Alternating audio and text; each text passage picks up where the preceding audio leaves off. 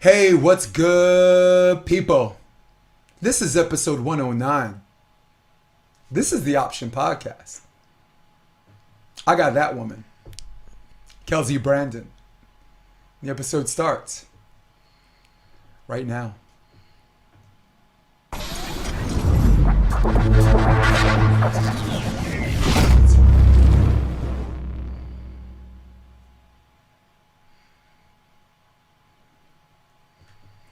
What's good, people? Hey, Kelsey Brandin. What's up? Morning. How'd it go? Afternoon. It's close to afternoon, right? Yes, it is. Are you like an early lunch person? I am, yes. I am an early lunch person. Yes. Not me. I'm a late lunch person. I'm a late breakfast person, late night dinner person, late night ice cream person. Ice cream for lunch? Yeah, hey, we're adults, right? And adults Yeah. we get to eat whatever we want. I know, right? Love it. Ladies and gentlemen, this is episode 109. I'm Jason DeBeas. This young lady is Kelsey Brandin. Kelsey Brandin on Volley for Sound. Since it's behind you, since it's on the wall Got a behind nice little you. background back here.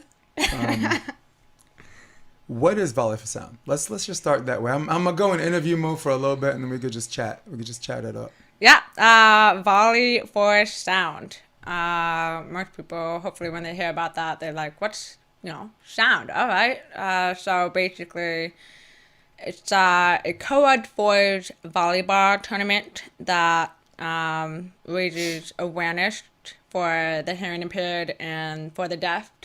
And we want to educate the public and eradicate the stigma that they face every day in their lives.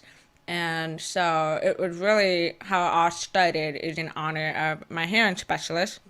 So she's been with me since the age of 4. I am hard of hearing myself, and I wear hearing aids right now. And this is what they look like. Kind of small. But it used to be so big back in the day. They were super visible. I would have to wear wires all over my body in preschool, kindergarten, until technology has improved. And then it just became a small little thing in my ear. So they found out at the age of 4 that I needed hearing aids. And that's when I just started wearing them, and then started to get resources and find a way to best assist me growing up. And so they assigned me a hearing specialist who basically oversees my hearing aids, makes sure they're working, makes sure I'm doing well in school, makes sure I'm not falling behind, falling up on homework. Right. So that's what my hearing specialist would do. And so she's been there since I was the age of 4. Normally, sometimes you get reassigned a hearing specialist, or they get assigned a different student. They have many students throughout. I am an early lunch person. Over the years. Yes. But luckily, the one that I had stuck with me, and she didn't want to retire until I graduated from high school. So she stuck with me, and then of course, I graduated from high school, and we stayed in touch, grabbed lunch once a month, and then it got to the point where she was not able to meet for lunch anymore, and I was wondering what was happening, and she told me that she'd been diagnosed with lung cancer. And so it just got to the point where we haven't met in a year or so, and I just really wanted to honor her, and I really wanted to help her in some ways, and I just really wanted to fundraise. So I've been playing so much volleyball. I got into volleyball. Yeah, no doubt. I didn't play when I was a kid. I just picked it up in college just for fun. I stopped playing soccer in college. That was my sport all throughout life. So yeah, I picked up volleyball, and then I just really wanted to support my hearing specialist. So overnight, a dream came, and I was like, I'm going to put on a tournament and raise money for my hearing specialist. So we finally had lunch, and unfortunately that was the last lunch we had. Yeah. But she bawled and cried when I told her about this tournament, and I just said, like, do you have a card you'd like me to support? And she said hearing law, and so that's her cause that meant a lot to her. And so I was like, cool, I will do the best that I can. I never organized anything other than my own birthday party.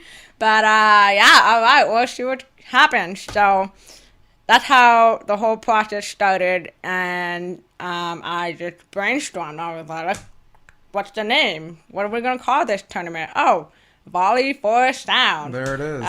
So that's what it was. Then I created a logo, and I was like, I've never created a logo. Let's use my brain and just get creative. Yeah. Then it became a thing. I posted it on social media, and then once it became Facebook official, it's official. You can't turn it down. So I was very nervous putting it on. I've never organized anything. I don't know that much about volleyball when I first put it on. Late bloomer. Yeah.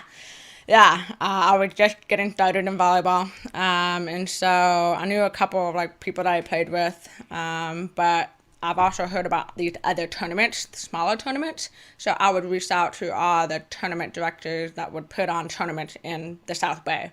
I would hit them up and be like, hey, I just wanted to like poke your ears about like what it takes to put on a tournament. Like, how do you run a tournament? I don't know anything about it. Do you want to do a foil format? You do co-ed? You do who was instrumental in helping you out and mentoring that? I would say everybody kind of chipped in. It was like a community, but it was mostly me to make it happen, right? Yeah. So I was like, all right. So I reached out to one of the tournament directors. His name is Mark Palui, and I straight out asked him if he wanted to be the MC, and he said yes. And I was like, what? Okay, cool. Like, and sure. then I wasn't really sure if he would really like meant it until I followed up later, and he said, yeah. I was like, okay, all right, well, we're doing this. And I had asked him how it worked with getting the city permits. So he walked me through that and getting the city permit applications and stuff. And then, of course, from then on, I was like leading the way. So he really helped me put on the tournament for sure with the application process. And and we were there as the MC, and we hosted it on 16th Street. Kept it very small for our first inaugural tournament. And then it just became a thing from there. It became successful, and then people were asking me, "You gonna do it again?" And I was like, "That was a lot of work. I don't know." Because it really was for starting something, starting off your own, I guess, business or your own charity event, any kind of event that you start off, you're coming up with a name, a logo, coming up with, all these ideas, and it finally happened, and I was just, yes, it was done, but I was also very happy to be able to honor my hearing specialist with this tournament, and to also raise awareness for the deaf and the hearing impaired. And in this tournament, by the way, all players are asked to wear earplugs while playing, because I want them to understand and experience the challenges and the difficulties of not being able to hear every day as the hearing impaired, and I want them to know how would they go about accommodating someone else. And so it's a lot of frustrations, bit of isolation. You kind of like lose connection to people if you can't hear them, right? Yeah. And so when you're blind, you lose connection to the visuals.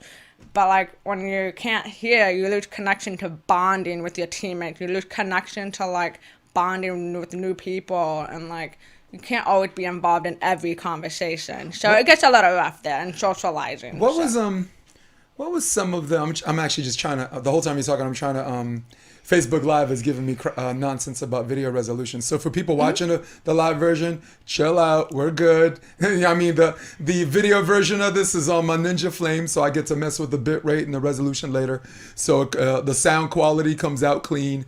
And for the people who can't hear, I got good lips, and so does she. Okay. I hope you can hear me. Yeah. Before I wanted to ask you a question, but I wanted to say something before I forgot. There is something to be said about someone like you that wants to do a project, particularly in the places laid back and slick ass as California, where we're in the sun and you're like, I'll do that tomorrow. I'll do that, whatever. I moved from New York, and in New York, we need to do everything yesterday. We run a tight ship. Everything is now, because this way it's out of our way and we move on to the next thing. Where if we put it off, all of a sudden you got like eight things you got to do, and now you busting your ass. But here, man, I had some California drunken stupor. So before I ask my question, what I wanted to say was there's something to be said about someone, they wait or they have excuses why they can't do it. Yeah. And then they come to an age where they run out of excuses. Yeah. When I first started putting on the tournament, I was like, I don't know if it's gonna happen. But once you become Facebook official, you can't just put something on there and then delete it. I mean, that's just my mind. I wouldn't put on an event and then just like remove it. So I certainly did struggle putting on the tournament and then the first inaugural. And what really pushed me to make it happen was really that it was in honor of my hearing specialist, who was, pretty much dying. And so I was really like, all right, I really have to do this. I can't keep putting it off, because it happened around the summertime and I could have put it on in the summertime, but I didn't. I kept like letting it go and like, all right, it's gonna happen October, here we go. And I just picked a date, and let me tell you, I changed the date like 4 times. I'm not joking. At least 4 times. I made a Facebook official, and then I changed the date. Sorry, guys, we're changing the date. Sorry, we're changing the date. Like, at least 4 times I changed the date, and I struggled on picking the date. Just because I don't know that many people. I don't know how many people will be there. I'm like, I have no idea how this is going to turn out. So I had a lot of pressure and a lot of stress. Jesus. Yeah, it was a lot of stress putting on the first inaugural tournament, but it worked out. It was a very successful tournament. We raised $5,000 the first one, and all went towards the hearing loss nonprofit called No Limits for Deaf Children. It's a headquarters in Culver City, and basically they give confidence to kids that are deaf in this. It's a play. So, because not all deaf kids, or even those that are hard of hearing, have the confidence to speak when they can't hear their own voice. Sometimes they get made fun of, like sometimes I get made fun of, because they think, Dude, I get made fun of, and I can hear my. Dude, Yeah. I have a headset on right now, and everybody's like, "Listen to this New York guy." Mm-hmm. I'm like, So it was a little rough on us as kids, and so anyway, that's a program where they, there's no limits, so the deaf kids and all those that are hearing impaired has, no limits. Like, there's nothing that's not impossible. Like everything's possible. You can do it. Performances. Yeah. But that'd be a challenge. So that's like the nonprofit in Culver City, and I volunteered in the past. And unfortunately, the first inaugural event that we put on, my hearing specialist was too sick to attend, and she passed away in December of 2018. And so. So we really want to put on the tournament to honor her, and I think of her all the time. So she's always there for me. No, but what I was saying before was I'm happy. Like, there's 3 kinds of people, all right, as far as doing this project. One, someone has a vision, they get after it, and they're right away. They're a bulldog. They're savage, right? The second one is like, it's kind of like equivalent to me going back to college. I ran out of excuses, right? And then all right, I'll say it like this. I ended up dating a girl who was kind of like dumb as disco, right? And she had a degree. And I said to myself, how hard can this be? But there was that second person, right? Yeah. They run out of excuses. Boom. They get rid of the obstacles. And then there's some people that third person, they had the vision and it never happens. Yeah. And then there's this ton of regret. So you seem to be person number 2. You ran out. The one that ran out of excuses why you couldn't do it. Mm-hmm. Yeah, pretty much. Yeah. Cool. So some of the tournaments, you were talking about earplugs for some of the players, or like are they plugs or buds? Yeah. No, so, plugs. Yeah, so the earplugs. So I basically go to Home Depot, buy earplugs, and I buy the strongest ones for like you can't hear anything.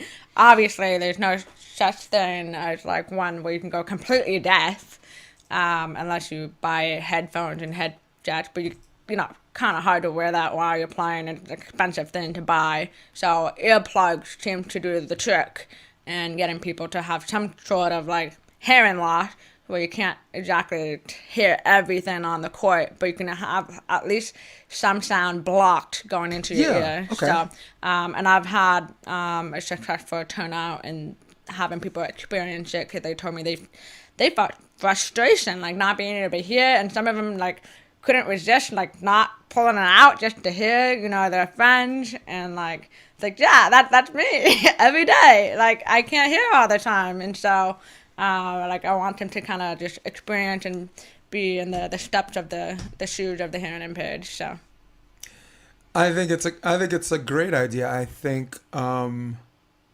it raises awareness for people with disabilities. It also shows people with disabilities who feel like that something's wrong with them, like they're kind of alone in the world, and nobody, like very very much like this is a stupid comparison, but very much like Riley Salmon, Olympic gold medalist, was talking about neurological addiction to opioids or whatever. Sometimes you feel like you're the only one that's going through this, and everybody else is perfectly normal. Exactly. Yeah. Definitely not comparable,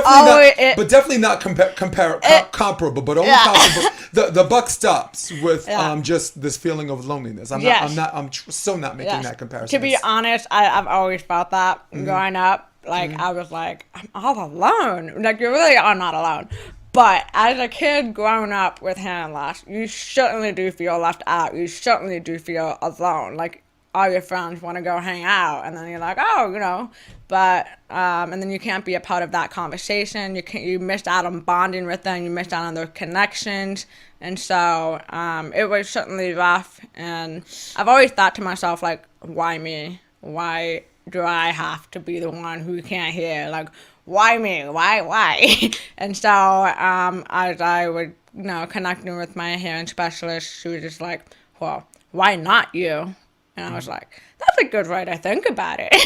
Like, okay. And so she kind of taught me to overcome my confidence. I also overcame my confidence in like playing sports and team building and teamwork, and like in that aspect, that also gave me a lot of confidence to speak up and just being able to just become my own advocate, and in a sense just like going about that. And so yeah. But there's no yeah but to this, but what you're doing is because you've experienced that, because there are these moments more often than not through patches in your life that you feel like you're going at this alone, because you feel like because you have this sense that everybody else is perfectly normal and you have this problem. There's almost a sense of, in some instances, shame, where there's really nothing to be ashamed of. It's right. You didn't happen it happened to you. Yeah. Right. So you know, sometimes like it's hard not to like feel ashamed and feel embarrassed. Like I still sometimes get embarrassed, even to this day. Not really ashamed, but I get embarrassed for sure. Like, for example, when somebody, you know, I'm walking across the beach, going towards the ocean, people behind me, my friends yelling at me, Kelsey! And I don't hear them. I keep walking. It's like, woman, do you hear me calling you? And you're like, no. No, I don't hear you. Yeah, I'm like, I'm sorry. And even if my hair was perfect, I don't hear you. Yeah, but it's just something about it that we just kind of know. We were growing up that way, where we just get really embarrassed, and just, I just get embarrassed, and I guess maybe it's my personality, but I do occasionally get a little embarrassed when like something happens, or like when I go to Starbucks coffee and I say my name is Kelsey, and they're like, Kelly? And I'm like, no, Kelsey. And I'm like, but I'm sure everybody gets that. But we don't realize that it's not just us. Like, even a hearing person has the same issues.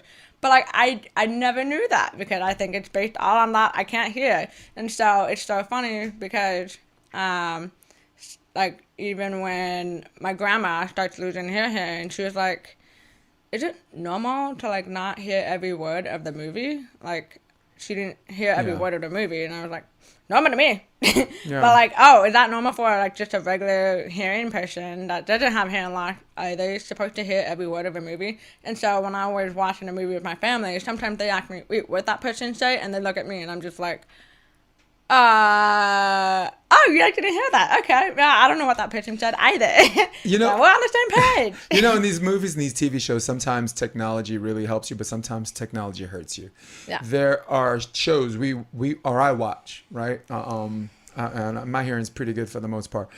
The commercials, the volume is blown up. The volume's way up when the commercials come on. The articulation is perfect. And then I go back to the movie, the TV show. It's and I'm just like, I can't hear a freaking word. I don't know. I don't what. Yeah. And now, like you, I'm like, is that normal? So Yeah. so some of it maybe, maybe she's not hearing it, but some of it I am telling you. Tried to watch The Walking Dead. I watched The Walking Dead. I love that stuff. And you jack up the volume just so you can hear these people articulate. And then when the commercial comes, boom! It's like, what the fuck? Honestly, to be honest, the yeah. commercials actually, they intentionally do that. As I studied film and electronic arts at Cal State Long Beach, I've learned that they tend to put the commercials higher on purpose so that when it's live on your home screen at home, like sometimes people tend to leave the room during the commercials, like maybe multitasking, going to the kitchen. They tend to turn up the commercial volume, and so now there's a rule and a law in broadcast that you got to turn down that volume. But yeah. Nice. That's right. You went to Long Beach State, right? Yes, I went to Cal State Long Beach. Right. And you went to Harvard Business School for a little bit, for a pinch? Yeah, you said Harvard Business? Harvard, yeah. I actually took an online course there when I was at work at 20th Century Fox. Okay. Yeah, that and helps. so they offered the program, and I'm like, sure, I'll take a class. Sure. Tack that on my resume. Yeah, exactly. Shing. Exactly, yeah. Like, Yeah. sure, it's free. Yeah, why not? Yeah. More education, free education. No doubt. My wife, she went to Harvard. She's cool. 2000.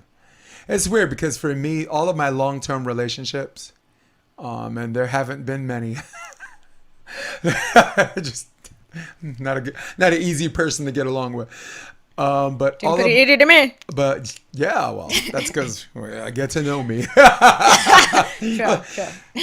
But my 3 long-term relationships were Dartmouth, Princeton, and Harvard. So I guess I'm drawn to people with Ivy League educations. But I saw that on some of your bio. You had like besides Long Beach State, you were pursuing education. Yeah, and I'm actually currently I went back to school, and I'm currently doing my master's of business administration, so my MBA. Where? It's online called Okay. Tour University Worldwide. It's basically a program that I picked because my company, I work now at NBC Universal. Yeah. TURO? Yeah, TOURO, Tour. Okay. Yeah, Tour Worldwide University. And so, anyway, it was one of the programs that my company pays all of it. So I was like, why not? Free education, free MBA. I might as well go back to school during COVID when you got a lot more free time. I'm not doing that commute coming from Hermosa all the way to Burbank, which is like an hour and a half drive there and back every day. It's 3 hours that I could be spending playing volleyball or something, but I spent it on going back to school and getting my degree in master's of business. And so almost done. I got one more class left. So. It's amazing how people look at you when you have that extra piece of paper. It's just, it's criminally negligent on people's predisposition of thought, but look, if it helps, it helps. Yeah. I watched the movie Renaissance Man with Danny DeVito, and he was unemployed, and she's like, I found you a job, the unemployment office. And he's like, no, this says teacher. And she says, you have a master's degree. That means you can teach. He's like, no. That means hypothetically I could teach. Yeah. You could, but I don't want to. He's like, I'll get my brains blown out. You know how many kids carry guns to school? And she's like, well, where you're going, all of them do. And it's like, he's Army. Yeah. It was in the Army. That's funny. Yeah. Renaissance man. Yeah. Really funny movie. I actually haven't seen it yet. So. Yeah. Well, I'll share a little bit without spoiling it too much. Yeah. He's at an advertiser. He's out of work, and he goes on the line, and the woman in the office is like, says here you went to Princeton. You know, they didn't teach you how to read. Wrong line. You have to get this stamped. Come back. And he's like. He says, but I've been here since 9 o'clock. And she's like, so have I. Mm-hmm. So he goes in the other line, and it's 3:30 in the afternoon. And he gets back on that line, and he just goes, slaps the piece of paper down. And she's like, and he's like, is it possible to get unemployment before I get Social Security? You know? And funny. Then she's like, well, have you previously collected benefits? He's like, no, I've always had a job. She's like, have you taken anything in college that leads you to the industrial world? And he's like, yeah, I took it my junior year, theory of plowing. She's like, I just want to know what you'd be willing to do. He's like, if you give me a check, I'll be willing to cash it. Yeah, of course. Yeah, that's funny. So she says, look, old man like yourself must be hard to be out of work. I'm trying to help you. You can help me help you, or you can stand there and be an asshole. And she says, so let's start over. Yeah. Have you previously collected benefits? He goes, no. She's like, what are you willing to do? He's like, shear sheep, pluck chickens, milk cows. Oh my God. It is awesome. So, you got something coming up October the 10th. Before I veer off to other movies, let's we got to get that in. So October the 10th. Yeah, October 10th is the tournament that's happening in Hermosa Beach, north side of the pier, and looking forward to spreading the word about it. If you're out from anywhere, just sign up on the volleyforsound.com. And I forgot to mention that in this tournament, for added fun, you'll have the opportunity to buy a pro before the tournament begins so that they could play on your team and assist you. Right. So it's just for added fun, for people to get to know the pros and the pro to interact with the fans. Let's put it up. So actually, let's see if I could find it. While we're talking, you keep talking. Oh yeah, I will. Keep talking. And look what just happened. It just crashed. So yeah, that's what the tournament is about. So like right exactly at 9 o'clock sharp is when we start announcing the pros, and we'll have all the players out there holding up the bids of the paddle, and then you basically just raise it up whenever you want to buy a pro. And you'll be competing against other people who also want a pro, and they raise their paddles up. So it's like a bidding war into trying to get the pros. And so like we start at like maybe 30, and then we go up from there. And then in the past we've had Taylor Crabb, Miles Evans, Emily Stockman, Kelly Kalinske, Bill Kalinske. Yeah, we have a list of pros. Mark Buick, and it was so funny because he showed up in a pink tutu as a costume, and that was pretty memorable. Everybody loved it. It's like a great way, and all of this event is all volunteer based. No one's being paid to be there. They're all there for the great cause, and it's great for the volleyball community because they're passionate about volleyball and they're passionate about giving back. So all of it is like going towards like the gift of hearing. And this year we're supporting the nonprofit Hearing Loss Association of America in Los Angeles. And I've requested that they could also donate some of the money to like the gift of hearing, because I can imagine not being able to hear at all. And I'm so fortunate with the hearing aids that I have right now. And they're pretty expensive. They're like about $5,000 a pair. So, and they have to get replaced about every 5 years. So it's a lot. And they're not even, most of the time they're not covered in your insurance and benefits that I got even working at all the major studios. Like the benefits don't even include the coverage of hearing aids and stuff. They only include the eyes and stuff, so vision. Well, that sucks. Yeah, I know, right? So hopefully Dude. that can improve. I feel like your eyes and ears are kind of like the same sense that you must have, but I guess obviously more people have visual impairment compared to hearing impairment. But I'm sure if like they did a testing for their ears, they would probably need some hearing aids. No doubt. Yeah, you never know until you get tested. Oh, I mean, it's time for me.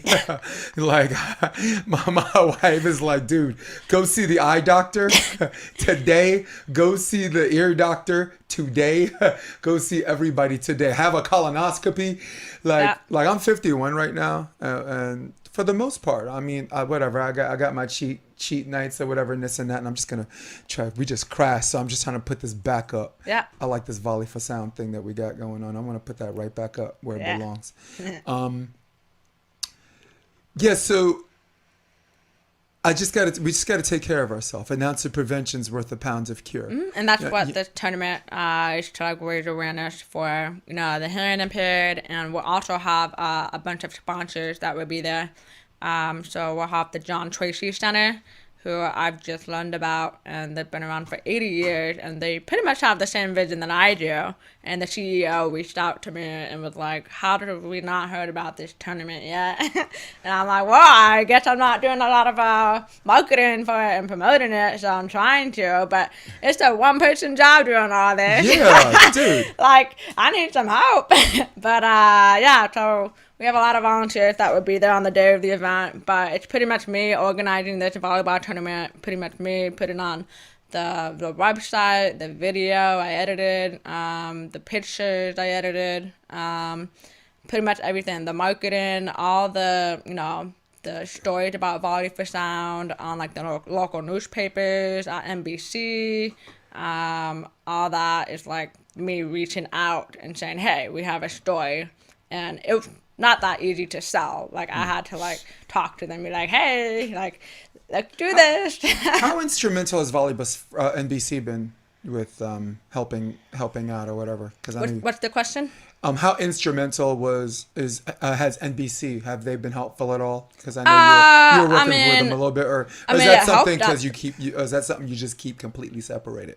They're not super involved. Mm-hmm. They just help put the word out. Right. That simple as that. I mean, they're not, they have all these other nonprofits that they support closely with, Mm-hmm. and where the nonprofit that I'm supporting is not on their list, but they have a very strict list. Like, they support, like, for example, something that's more related to their business, which makes sense. So, like, for example, this Lollipop nonprofit is about bringing movies to the hospitals for those kids that are ill and not well and have cancer. Right. So, obviously, that relates to the film studios because they're bringing that content to them. So, in a sense, Volley for Sound doesn't really relate to NBC in a way, but when it comes to like closed captioning, hopefully trying to like get that captioning out there, but there's not always the perfect captioning. It's all most people don't know, but it's automatic. It's not someone typing it in for you.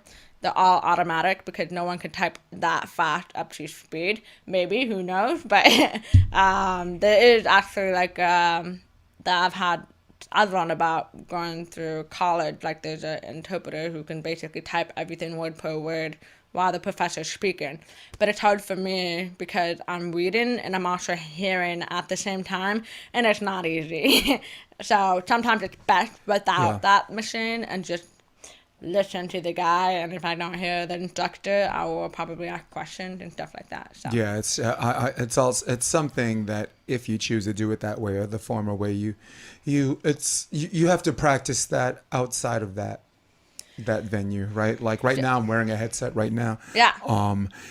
If this is episode 1 and I'm trying on this headset, all of a sudden I hear myself and then I start changing my voice because maybe I don't want to sound like the Schlemiel from Brooklyn. Maybe I want to. And I like how I like how you offered the headsets to me. Just in case, like, part of like accommodating someone. I'm like, is that a stupid question? That's what I was like. I'm gonna ask this girl if she wants a headset.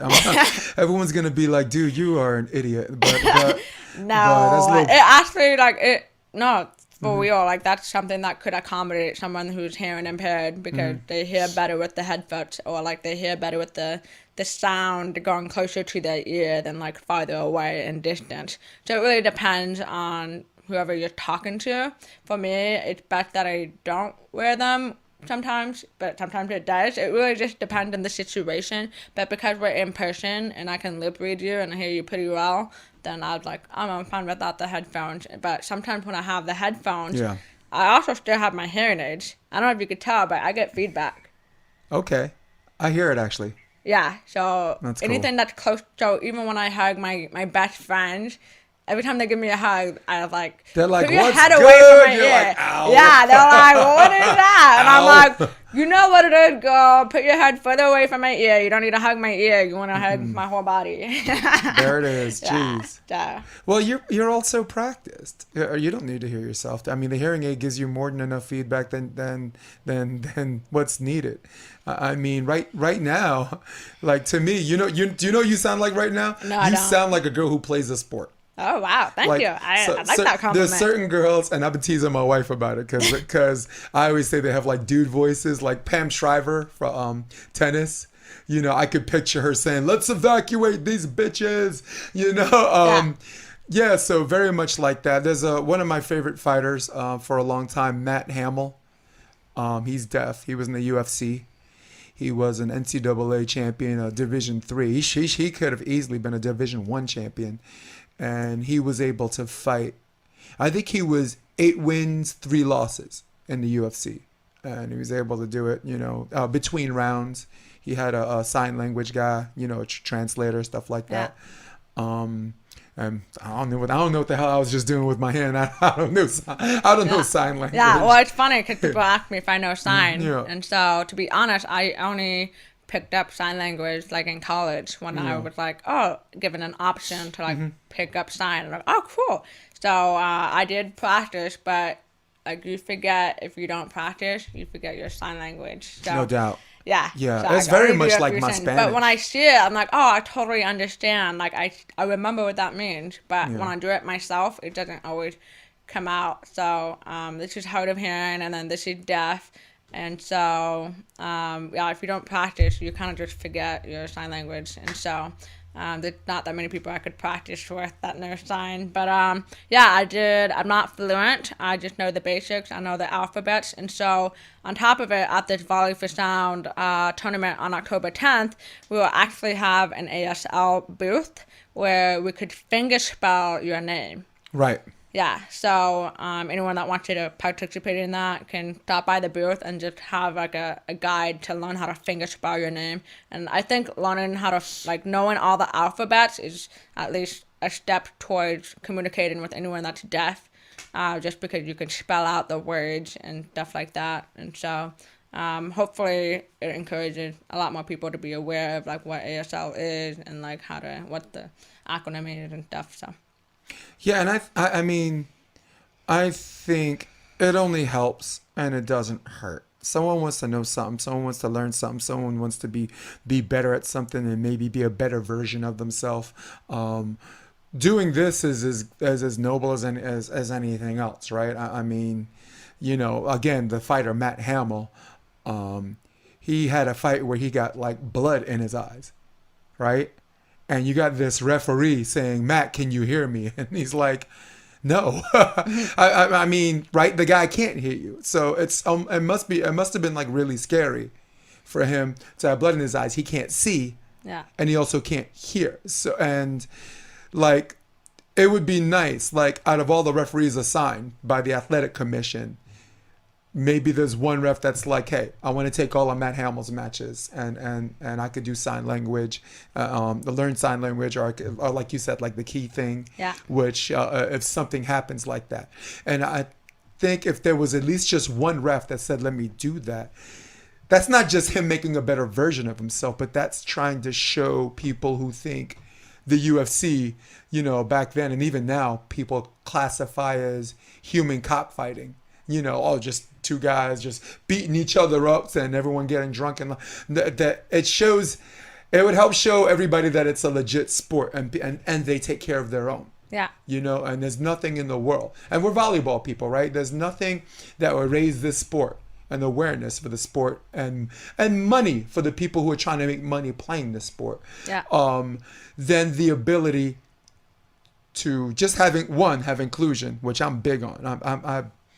I've gone on some rants about the lack of inclusion by certain regions, particularly the West Coast, and particularly the East Coast, New York. I'm not. My sheets ain't clean on this. You know that my sheets aren't clean on this one either.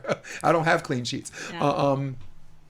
Well, they're beige, so it doesn't matter, right? And throw pizza on it. I'm good.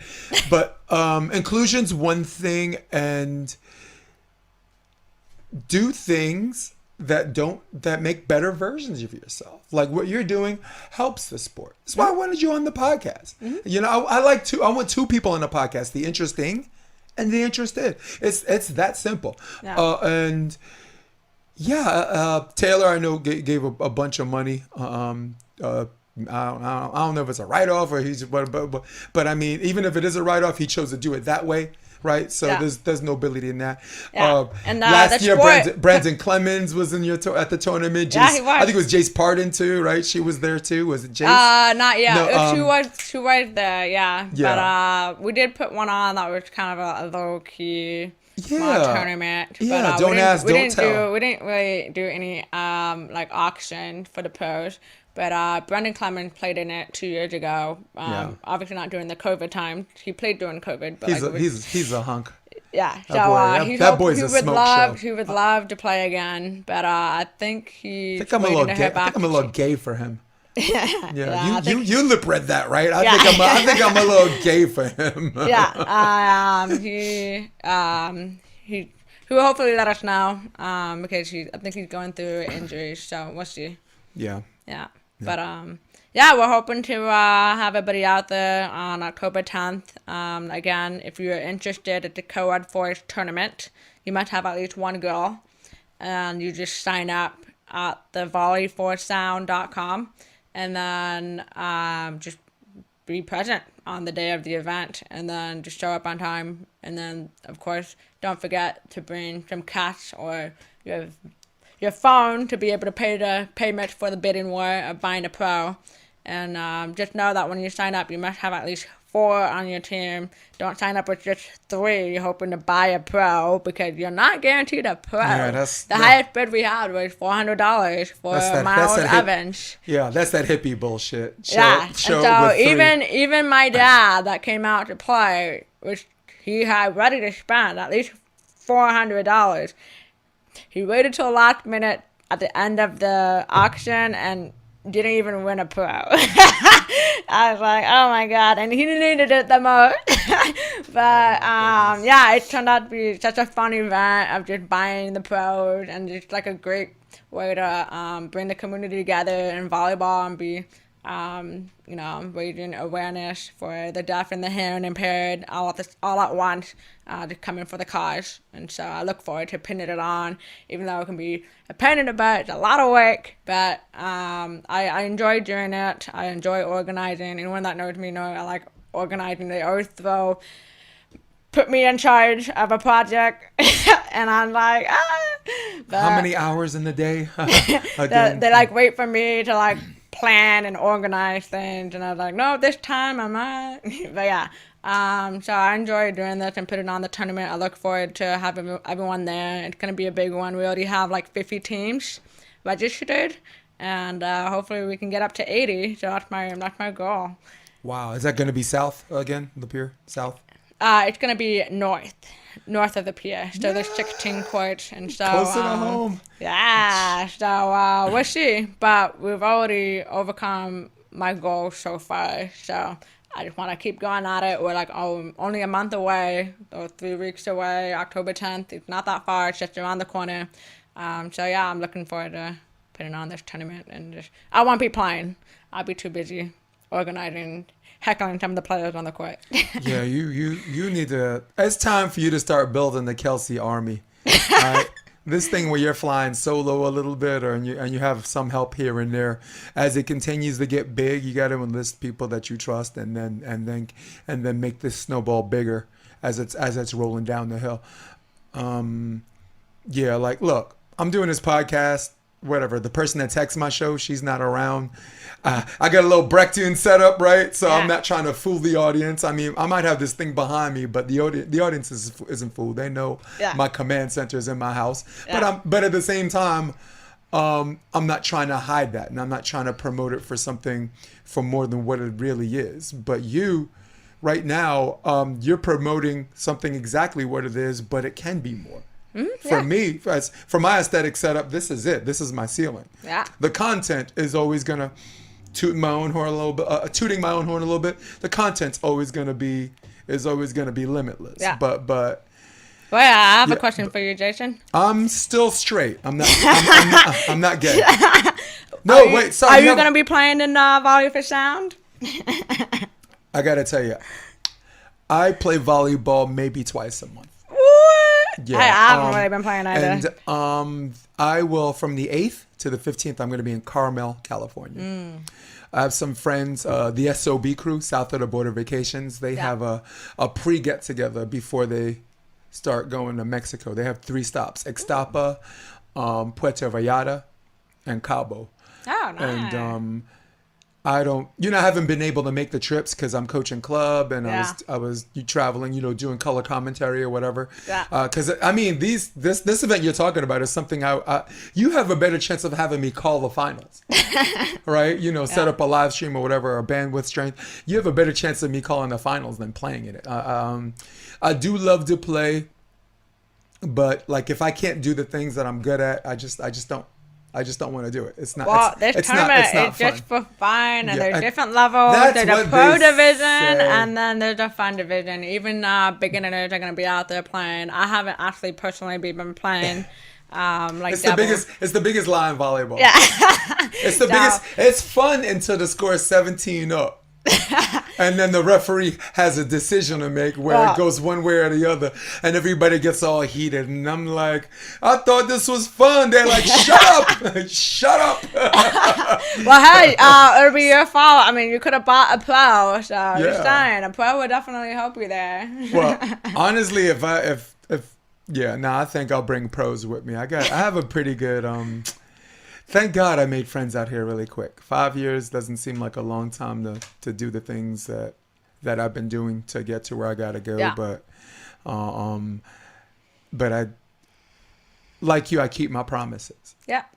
Like you, I practice what I preach. Yeah. Right? You're about volleyball unity. You're about bringing everybody together. Yep. What are you doing? Symbolism's one thing. Yep. And we respect people that can use social media and promote symbolism. Activism. Maybe I'm trying to make it sound like activism's more noble. No, it's not. It's just different. Yeah. And if you have the ability to use your activism to do it, then fucking do it. Yeah. You can do it.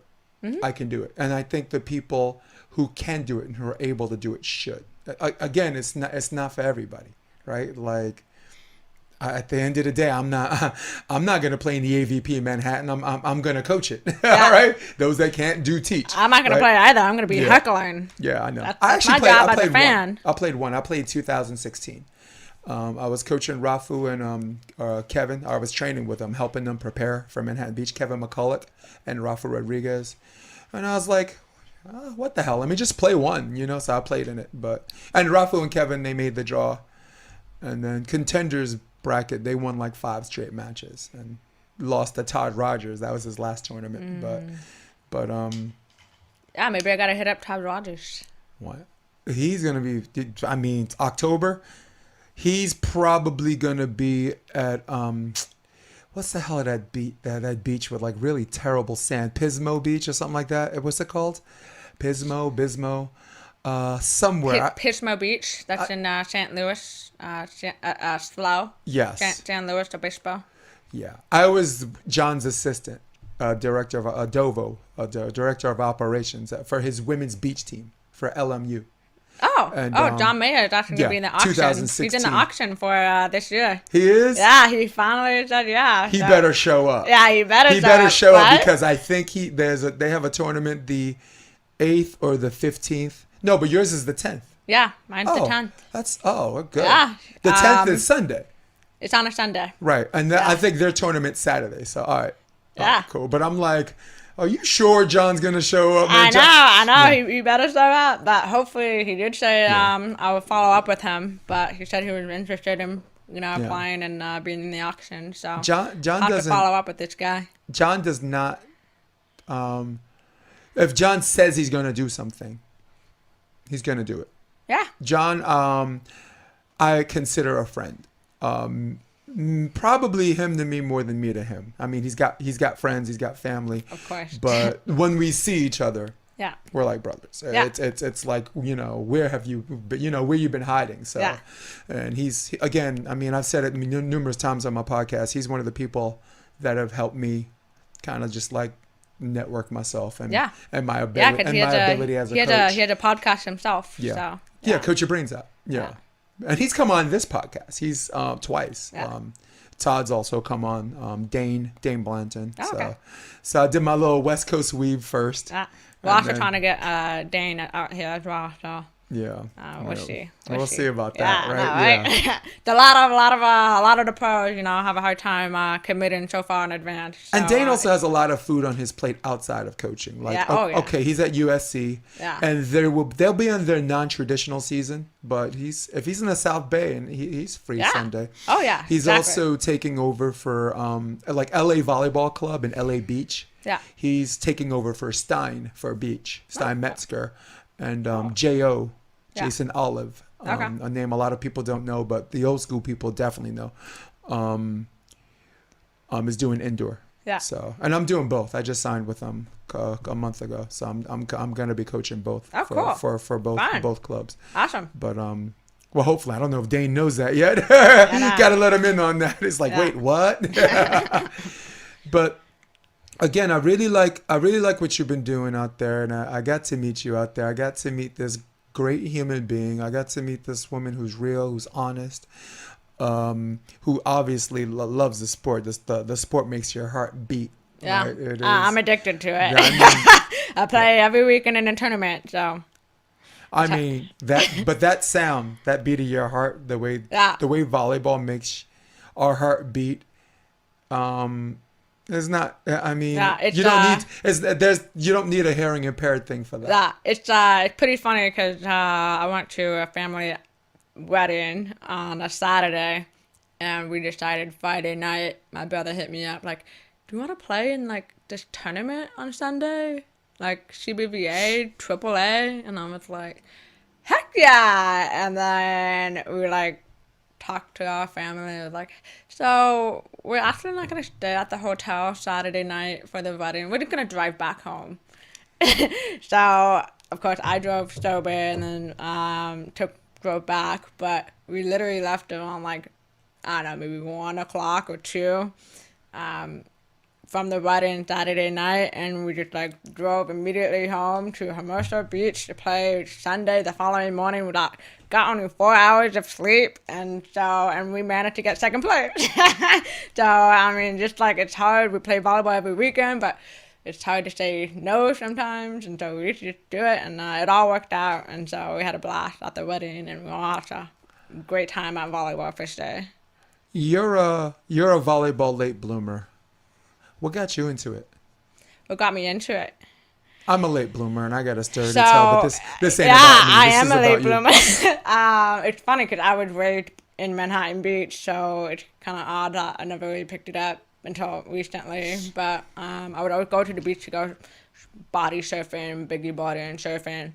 But I just never picked up volleyball because, obviously it's a growing sport now. But back then it wasn't that popular, I guess. But anyways, what got me into it, that's actually how my parents met. They met playing grass volleyball out in, I think, Lake Forest. And so, my dad plays twice a week at the Manhattan Beach Pier. And occasionally, whenever I got free time, I would just go down there and start getting my skills on volleyball. And then I started getting more into it, and especially with my hearing specialist, and like wanted to put on a volleyball tournament, I started to really get more involved in the volleyball community and started getting to know more people. And so, and so that's how I started, really, because my dad's I would have never picked it up if it weren't for my dad playing at the beach twice a week by the pier, and just showing up there randomly whenever I had time. So you basically started playing volleyball on the beach and not indoor? Yeah, correct. I've never played indoor. Right. Yeah, I only play recreational indoors, so I don't even know like the rotations and stuff. Like it's complicated, but we do play competitive indoor volleyball at Aviation Gym in Manhattan Beach. That used to happen before COVID, and hopefully we'll come back soon. Yeah, nice crew of people out there. Yeah, Right? yeah, very competitive. Yeah, competitive and nice crew of people. Like I'm sure, like Greg Faulkner. Does he go out there or did he come out there sometimes? Who? Greg Faulkner. Oh yeah, he played all the time. He's yeah. a fixture. Oh, Right? yeah. So, Love Greg. yeah, there's another guy that coaches evolution, Tyler Nazarene. He's got really good hands, setter's hands. But I find it strange. Well, I don't find it strange, and yet no, I do find it strange that there are volleyball parents, right, who play that don't put this immense pressure on their kids to play. Sarah Stratton was on my podcast. 2000 Olympian for Australia, represents her country. Her son's like a skateboard pump, and ended up picking up volleyball late. I was his coach actually. I coached 17s for the first time because I usually only coach 16s for club 16s because where my strengths played to the needs. But yeah, 17. This kid just wanted to play volleyball. I made him a setter. I kept this to keep someone as busy as possible. Yeah. You make them a setter. He had the volleyball IQ for it. It wasn't he wasn't like, he's very cool-headed. So it's like the pressure of playing this position of running an offense wasn't an information overload. The moments on the court weren't too big, and he turned out to be, I will say, a decent setter. For a guy that's only played for like a year and a half, and it was, and I'm like, why are your kids picking up late? Yeah.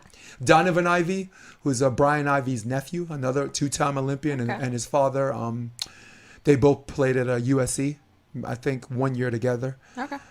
I think he picked it up late, and he was 15 playing for my 17, so he played over his head. So, but it's just crazy how late bloomers just kind of pick it up. Look, for me, my story is different. I'm a kid from Brooklyn. My sports, I was a football, basketball. I was a 3-sport guy, volleyball in Brooklyn. Yeah, I actually played all sports. Yeah. I played flag football. I played badminton, random sport, badminton for a college team. Yeah. I played soccer in college. I did cross country, running 6 miles every day. I did track and field. I did softball. That was my main sport. Basketball, you name it, and I'll play the sport. I just love the sports in general. Same thing, man. Baseball, I hit both sides of the plate. Football, I played tight end. High school, I was 260 pounds, so I just like long, skinny arms and big setter's hands. Just like, so yeah, but it's weird. Someone like me got into something like volleyball, being in my surroundings. Yours, it's understandable, right? Like, I have a 4-year-old. Ain't no freaking way I'm gonna make that girl just play this sport unless she wants it. We're gonna find her a coach. It ain't gonna be me because I don't coach family. Me and my wife, we train together, but we have a set of ideas going in. So we ain't got none of that friction. We don't have any of that nonsense. Yeah. So but yeah, she's 4. But hopefully she's gonna pick up some volleyball. If she wants, only if she wants. Yeah. And if she does, I'm telling you, the person that's gonna hate me the most is gonna be her coach. It has to be someone I trust. Yeah. And they're gonna see me a lot. Yeah. Because if she's invested in that, for indoor right now, honestly, the only person I trust is Jason Oliver because his daughter's in it right now, and because his daughter is of age where she's picking up the pace and she's gotten good, he's gotten back into it as a coach, so he's emotionally invested, and we kind of know how each other feels. Yeah. And the other person's Dane. Dane knows how to run a strict program and still keep the mood light. Yeah. Like Dane, John Mayer, Alzina, Jeff Alzina. These are the guys I trust. Oz Borges. This is the name you don't hear. Cuban guy, I do. but you've seen him play on the beach. I haven't, but I've heard of him. Oz, and I'm saying this on the podcast because it needs to be said. Oz is a fantastic juniors coach. Oz is old school and he's strict, but the girls come in and they respect him. And all of those girls that are off in college right now, when they see him, they go nuts and they jump on him, they hug him because that man is a savage. I don't have a lot of volleyball mentors. I've been in this game for 30 years, but I'm still what you would consider new to the beach. Yeah. Like I've been playing beach for 10 years, but I've been coaching beach for only 5. Commentating 10 years, but playing for 30. Yeah. So I needed some people just to be like, yeah, how does this work? Why is that terminology for indoor and that one different? Yeah. Him, John Mayer, Duran Forbes from Endless Summer Beach Volleyball National Events. Yeah, I know. Duncan Avery, one of the nicest human beings I ever met. God bless. I pray for you and your kids. Yeah. I know he ran into some bad news, and I carry, without airing his laundry on the podcast, let's just say that we as a volleyball community in the 6 zip codes carry a heavy heart for one of the nicest human beings I ever met in my life. In my life, Kelsey. You know? Where is it? In my life. So, yeah.